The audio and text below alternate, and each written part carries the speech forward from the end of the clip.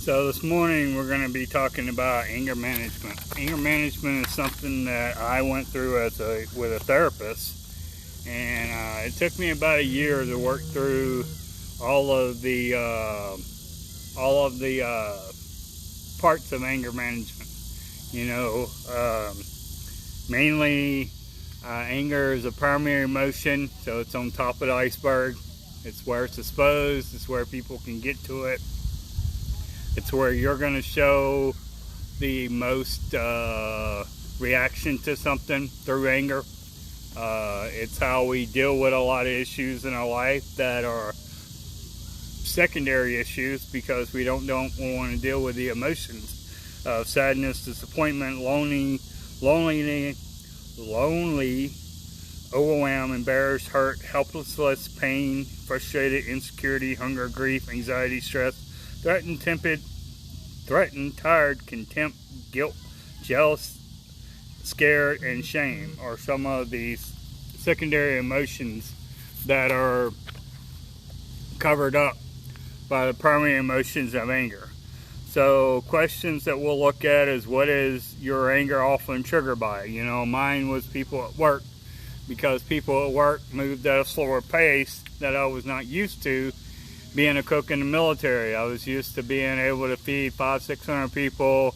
3 hours later, feed 500-600 people. 3 hours later, feed 500-600 people. Just a steady rotation through the kitchen because of the fact that, it's the way it was, So coping with anger, we'll look at ways you can cope with your anger. And so let's start with anger defined as a strong feeling of annoyance, displeasure, or hostility.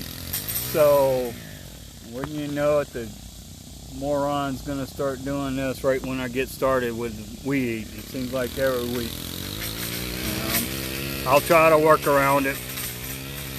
Anger is often referred to us as a secondary emotion because we tend to resort to anger in order to protect ourselves and cover up our primary emotions.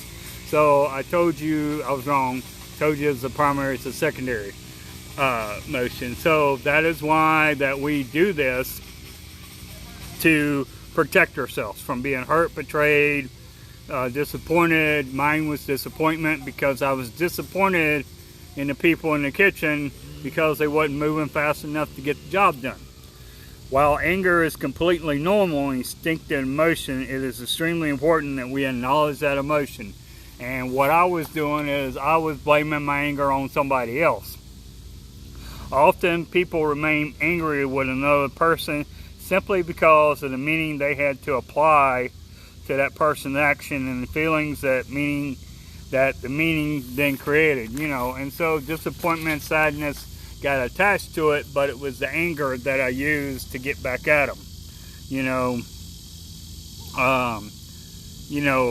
We are meaning making machines. We add meaning to everything, So below is an example of how your mind filters information.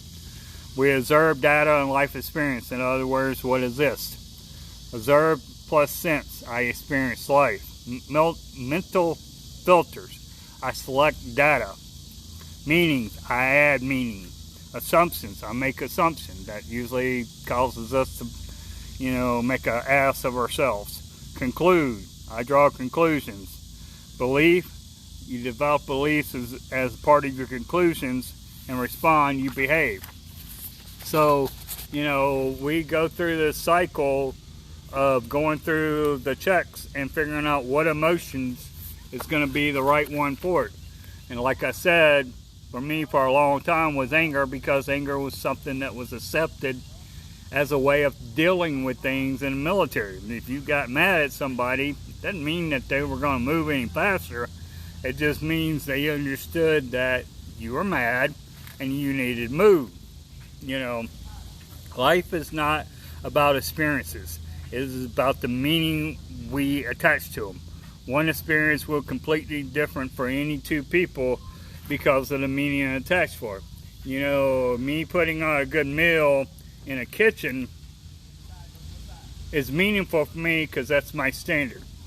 For somebody else in the kitchen, they'd be like, oh wow, I put out a nice meal. I guess I got that one right. They totally missed the whole point of the quality of the meal because it wasn't their standard, you know.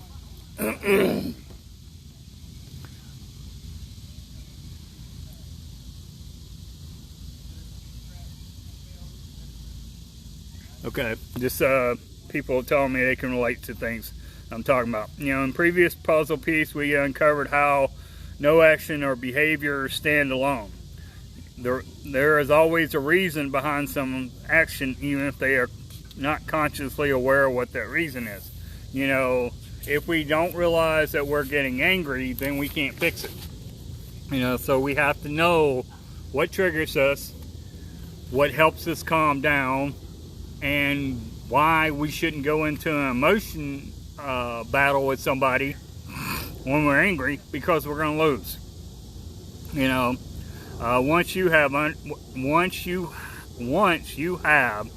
will understand so much more of our programming impacts our day's life. So once you understand your emotions to a point, and once you understand your anger of what will make you angry, what won't, then you can kind of plan your day. And for me in the kitchen, you know, I would just avoid the people who are slow and stuff, and I would get my stuff done, and eventually I worked myself into that routine because of the fact I couldn't do it any other way until people, you know, did that. So you know, that is how I dealt with it. You know, so what is some of the ways that y'all have dealt with your anger? You put it in the chat box and we can talk about that while I'm going through my stuff here. So we'll see what some other people have done. But you know, for me, it's just about being able to cope with the anger and being able to get through the situation without making people mad, and with owning my anger and saying I'm the one that's doing this and not somebody else causing me to do it. You know, you have to realize other people's behavior are simply that, other people's behavior. They're not intentionally trying to make you angry or something. It's what they want to do, how they want to do it, as fast as they want to do it, and that's it. Because even if I had been their boss in the kitchen, I would not have gotten them to work any faster, because you just can't do it. You know, do not allow your value and work to be determined by someone else's mental filter. So in other words, had a viewer saying it needed to scream on occasion, being angry for a few, and then move on. And that's one way you can do it. You can go outside, or if you can't go outside, you can go in the bathroom or something, scream and come back. You know, I did that sometimes, you know. And so it's one way to deal with it. Which is what you are ultimately doing when you hold on to your anger. You know, so, you know, you're allowing somebody else's behavior to control what you need to do by holding on to anger that they have caused. People do not base what people do, what they do based on their own mental filter. So it's not about what you want, it's what they want. So you have to realize that regardless of what it is, it's about you and not the other person. So once you take the other person out of the equation, then you'll be okay. You know, I want to go through some coping thoughts. I have a card that I wrote 3 of those down, and I'll point out the 3 that I used when I was going through anger management with my therapist. First one, obviously, is take a deep breath and relax. Getting upset won't help. Just as long as I keep my cool, I'm in control, which is true, because obviously, you know, when you get angry, control of something you don't have. Easy does it. There's nothing gained in getting mad. And it's true, because usually if you get mad, only thing that's going to be left there after that is you still being mad. I can't change him or her with my anger. And like I said, in the military, something we use, but I can't You know, I can't change anybody. I can find a way to say what I want to do without getting angry, and that was one of my coping thoughts. And so that's a process that you have to go through in your head and come out with something that's, you know, not screaming at them or whatever, not smartass. You know, stay calm, no sarcasm, no attacks. So just like anything, don't, you know, call them smartass. Try to stay calm and relax. Relax and let go. There's no need to get your panties in a wad. No one is right or wrong. We just have to have different needs, and it's just like making gravy. I can make gravy this way, and this other person can make gravy that way, and they both taste good. It's just a matter of how you got there, and sometimes people in the kitchen want you to make gravy a certain way. You know, stay cool, make no judgments. So don't jump to conclusions. Don't think that you know this person. Don't think that you understand this person. No matter what I said, I know I'm a good person, so don't let your anger pull you down into a hole where you're going to have to dig yourself back out of. Bottom line, I'm in control. I'm out of here rather than saying something or doing something dumb, and that's one of the ones I use. You know, walk away from it. Just leave it alone. Let it die on its own. Take time out, cool off. Same thing. You know, I got angry but kept a lid on it for saying dumb things. That's progress. So give yourself kudos when you do something like that, because that's big. You know, you were able to not say something stupid in a situation maybe a week ago. You would have said that, you know. And yeah, being sarcastic with ignorant people is one way to do it, but unfortunately, you know, we don't want to do that because it can lead to things. You know, I know it's a fallback. I got it. It's not worth to get so angry, and the only thing is raising my blood pressure. You know, people say, "Hey, you're gonna stroke out." You know, it's like, yeah, I might. I can manage this. I'm in control. I can't expect people to act the way I want them to, and that's the third one I use. I don't have to take this so seriously. And that was something that my therapist had to really get across to me, because me being in the military for 20 years, you know, I had a certain standard, 365 days, 24 hours a day, 7 days a week. Anytime I'd walk in that kitchen, it was the same standard. There was no excuse for why the meal wasn't done or why this wasn't done right or whatever. It was that way, you know. And for me to not take something in the kitchen seriously was a complete change of character, you know, because soldiers were counting on me and my soldiers to get that meal out and to have it out on time. You know, I didn't want to get a call from the sergeant major or first sergeant saying, "Hey, why is the chow hall not open?" It's like, I don't know, first sergeant. I've got these idiots over here that can't cook. You know, if I had to cook the damn meal myself and put it out to get doors open on time, then that's what I was going to do. But take that out of the Army into a normal kitchen. Nothing is as serious in a kitchen. You know, the only thing that's serious is food poisoning and personal safety. Other than that, there's nothing. So unless somebody was going to hurt themselves by doing something stupid, or they were putting something out that was not made right and was going to get somebody sick, then I didn't need to get upset about things, and I didn't need to get angry because it was no longer serious. My therapist, Kim, told me that it was almost like I was still living at this intensity up here, and I needed to bring that intensity down until a level where it was acceptable. You know, getting intense about something going wrong in the kitchen is not going to do any good, and it's not anything that you can do about it. You know, so, you know, it takes a lot to get your anger under control. I believe, having gone through it, it is worth it. A few weeks ago, I had a volunteer situation where the person in charge of a project that I was volunteering on kind of really pissed me off because of the way she treated me. Just kind of threw stuff at me and stuff like that, not physically, but mentally and stuff. And if I would not have a lot of respect for the two people who were in charge of that veterans organization, I would have had a lot more words for her. Plus, I had anger management that I fell back on, and that's what I used to get through that situation. So you really can't never tell when that anger management's going to come into play.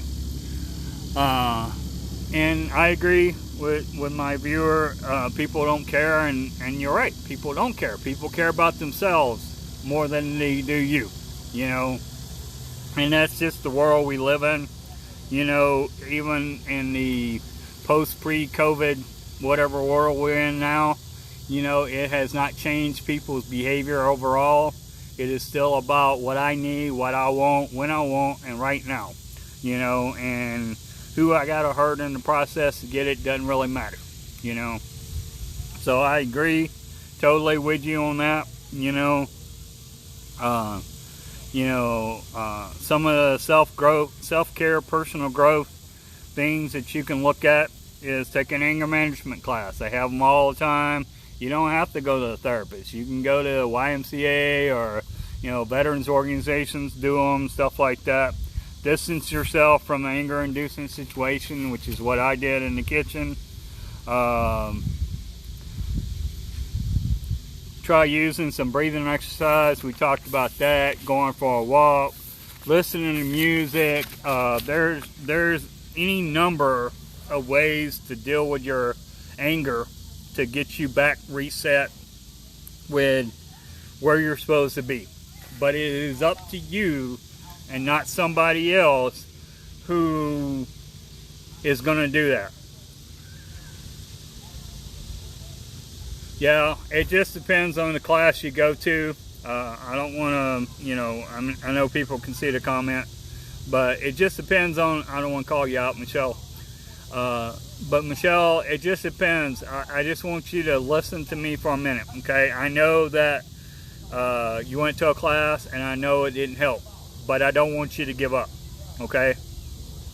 Sometimes we don't get the right instructor that we needed for that class, and that is a common thing because somebody looks at anger management, it's like, oh, you can teach it, you know, and a person doesn't know the first thing about anger management because they don't either have an anger problem or they still have an anger problem and hadn't dealt with it. If you got somebody like me teaching the anger management class, Michelle, you would understand that I focus on the individual and not the anger, because everybody's anger is different. But if I focus on the individual and I find out what is important to them, then I can figure out that, you know, how it will work for them. Sometimes that's something that we do. Being a peer support specialist, you know, that's more my lane. You know, I'm there for the individual. You know, I'm not there for myself. I don't treat, I don't diagnose, I don't do any of that with mental health illness. You know, but I will tell you that if through talking I determine that you got an anger problem, I would be say, hey man, I think you might have an anger problem. Why don't we talk about that? And then it'll be up to you whether or not you want to talk about it. If you don't want to talk about it, then that's fine. I know at some point you will find that being something that you want to talk about, but I have to be ready for you to be ready to talk about it. I'm not going to force anybody into dealing with something that they don't want to deal with. I had that happen to me in the Army. Like I said, the last 8 years of my 20-year career, I was in mental health. So I was dealing with mental health and dealing with the Army at the same time. I ended up retiring, you know, with full benefits, you know, and now I'm a mental health advocate. Let me read this one real quick.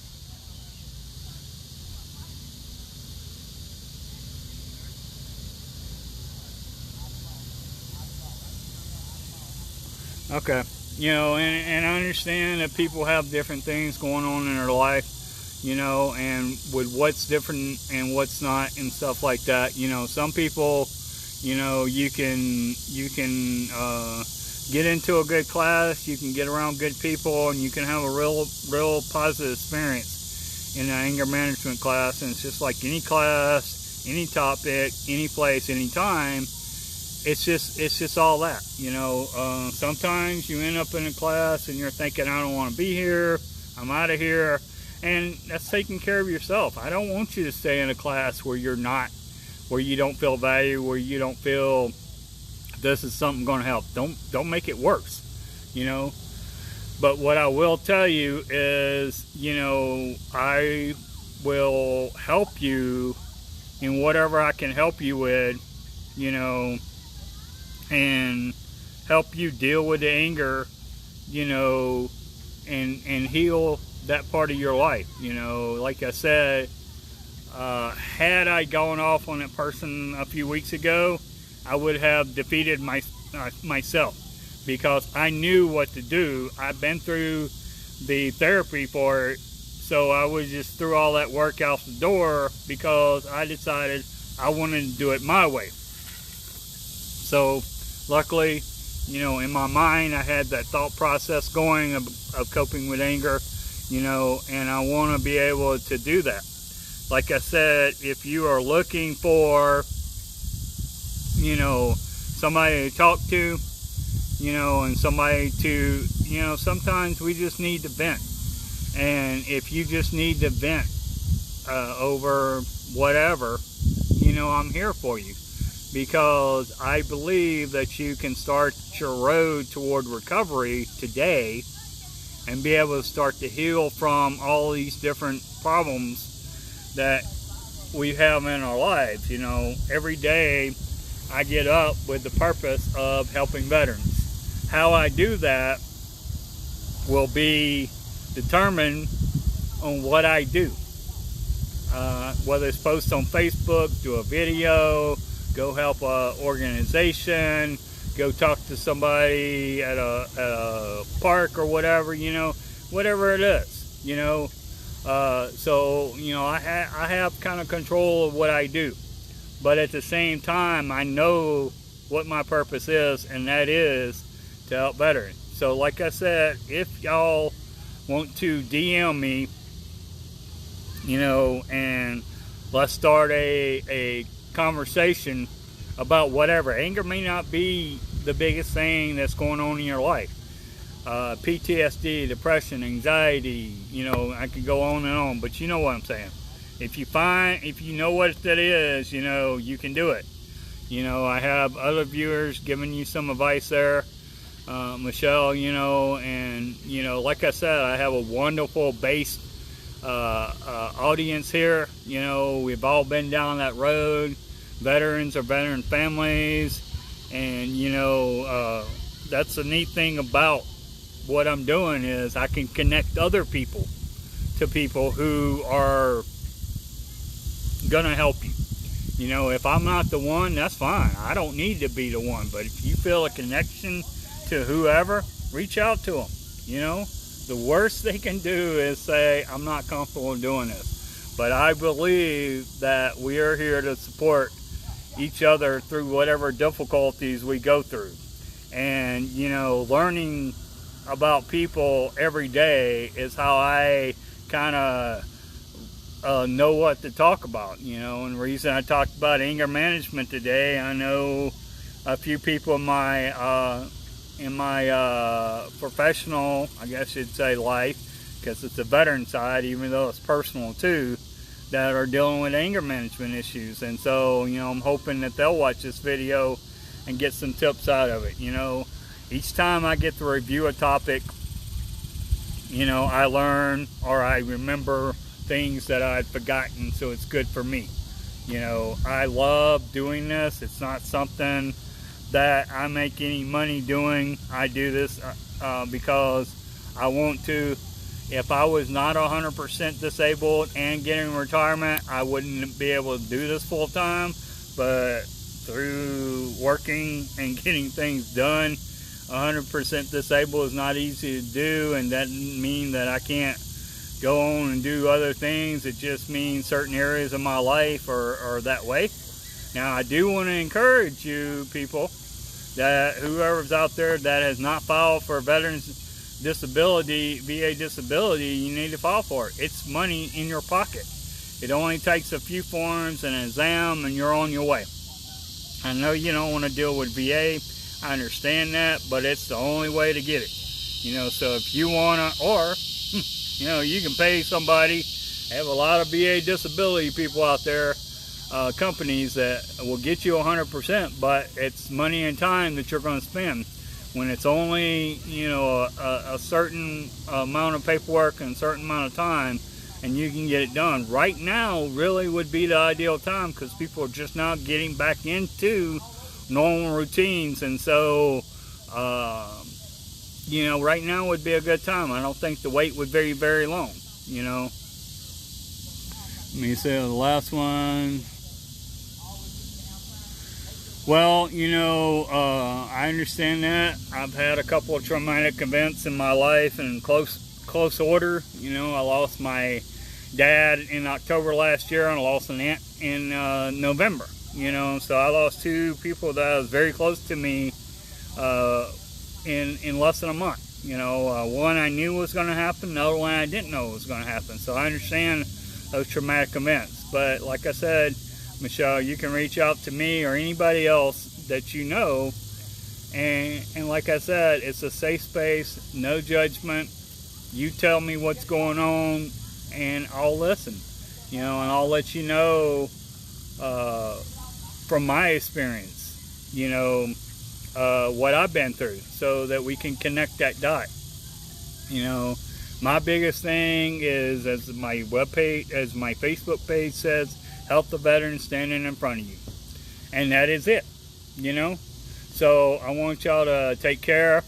Next week we're probably going to drift back to some transition from military. I'll probably talk about your family transition, what all is involved in that, as far as what I saw from mine, and from the deployments and everything. So it's one of those things that I want y'all to think about, and then be ready to share next week. Talk to y'all later. Bye.